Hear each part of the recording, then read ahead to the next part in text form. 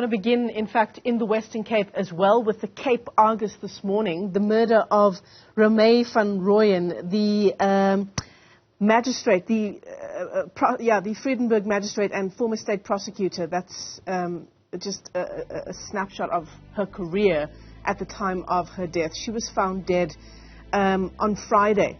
No signs of forced entry at her home. She'd departed from work on Friday to attend a family gathering. Now it appears that an 18-year-old boy believed to be a relative, in fact, has been arrested for her murder. As I said, the initial stages of the investigation into this shocking murder, certainly for that community there, saying no forced entry, and really people baffled by what could have happened, what could be the motive behind this murder. Nothing was really taken from her home except for her vehicle, which was then recovered in Mitchell's Plain, which is also where this young man was arrested. So certainly, you know, as we await for the autopsy results to also come out, there'll be more insight into just exactly what happened and what could have been the reason for her murder. The real fear, of course, is that it might have been because of the work she might have been doing. Yeah. You know. Certainly her community, her family, talking about how passionate she was about her job. She worked in the gender-based violence sector quite widely, and talking about her being a real loss to the legal fraternity and also to her community. Still on the Cape Argus this morning is Jacob Zuma's chances slim, quote-unquote, as he vies for a top 6 position within the ANC.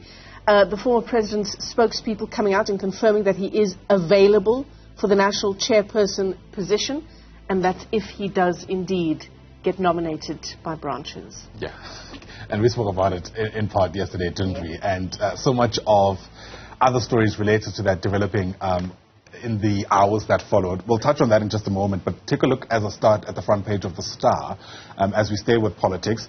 There's a lot of conversations about the future of the tripartite alliance, and, you know, understandably so, because of just what happened yesterday. So I think it's absolutely, you know, I think initially unthinkable that the ANC would have been snubbed like that by COSATU. And COSATU has been criticized for years for constantly giving these warning shots to the ANC and not really doing anything about it. But for the first time ever, this was unprecedented actually, we're seeing this translate into actual behavior that bars the ANC's voice from being heard at a COSATU conference. Gwede Mantashe admitting yesterday, many people will say he had no other choice, that the tripartite alliance is weak. I mean, how else do you spin what's taken place there? It was also very interesting for me to hear that if he is invited to come back at any point this week, I mean, the conference ends on Thursday, as far as he's concerned, he's not coming back. That's what he said.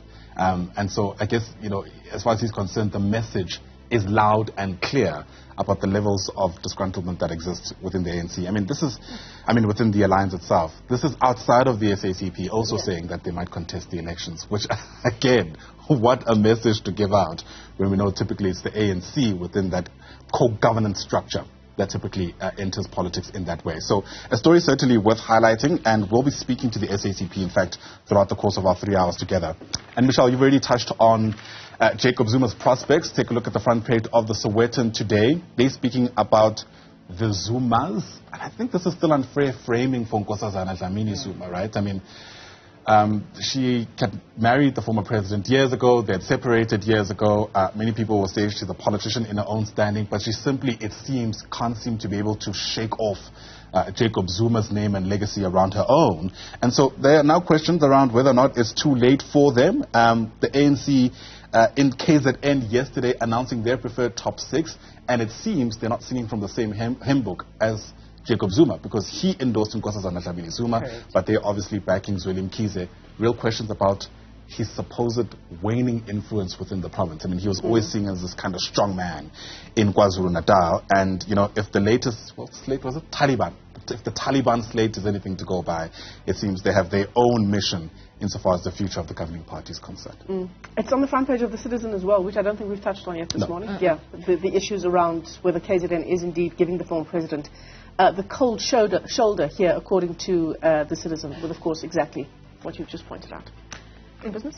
I really wish there wasn't politics in business, but there are on the front page of the Business Day. The headline is Gordhan plans new Eskom board soon. So yesterday in the media circle, and it is reported that there's an expectation that the minister is going to speak on a shake-up in the Eskom board. But it's an issue that we spoke about just last week, right here on the AM report. And the headline on online on MoneyWeb is also just as interesting because they are going with rearranging the deck chairs on the Titanic and really speaking about what difference is a board shake-up going to make in Eskom. And one of the issues they touch on in the Business Day and MoneyWeb is that there are still those 7 of the 13 non-executive board members. Those posts haven't been filled. Yeah. So do we then fill them in South Africa with engineers who are going to have a plan for Eskom, or do we fill it with those who are popular in circles for sitting in boards? And you know, it's interesting you speak about that, because the other question I have is how many people want to be on the Eskom board? You know, Would you want to be? Exactly. I mean, given the challenges that they faced, and let's face it, the real pressure and scrutiny that they're now dealing with, I'm not sure if people are keen, you know, desperately putting their hands up to be part of this board. Yeah. Does that mean we should think about how many board members there should be? I don't know. You know, all really, I think, important questions as we try to find a solution to this energy crisis. Yeah.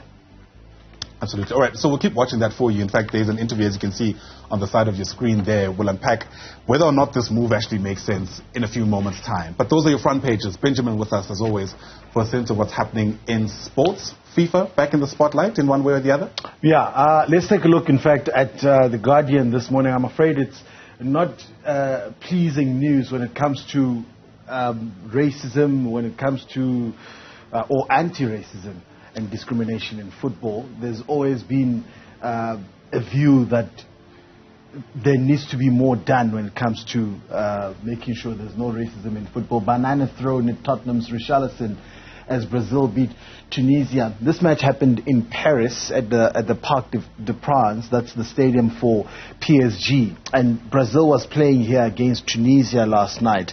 And as Richarlison scored the second goal of Brazil's 5, he ran to the corner flag to celebrate with his teammates, and there was several bananas, actually. We'll show the footage a little bit later. There were several bananas thrown at him, and Fred, the Manchester United midfielder, was also seen kicking one of them out.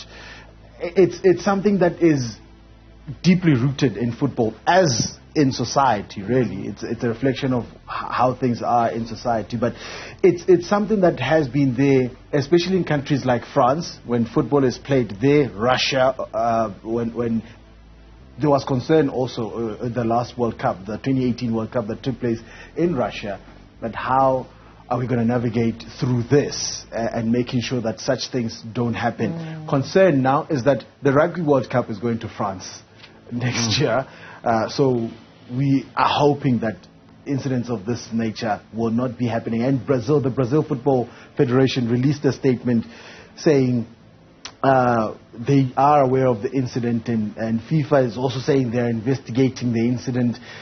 But incidentally, just before the match, Brazil held a photo op for the journalists, something, if I can call it that, with a banner saying, without our black players, we would not have 5 stars on our chest.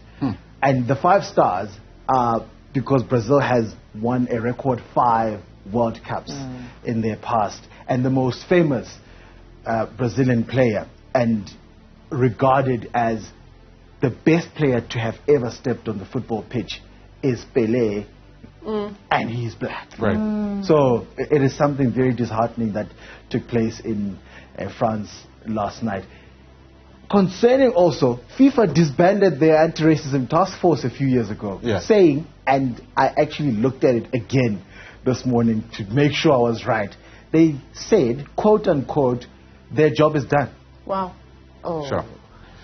And nobody else in society has ever made such a statement. I don't think even generally, like, for instance, those who've been part of the TRC can never say their job is done, you know, for argument's sake. Yes. I mean, there's recommendations and everything, but is it really, whether implemented or not, Are you done with the job, with the work? Well, it certainly says a lot about their outlook on the scourge of racism in the sport. Yeah. And how seriously they really take it. Yeah, we'll try and get...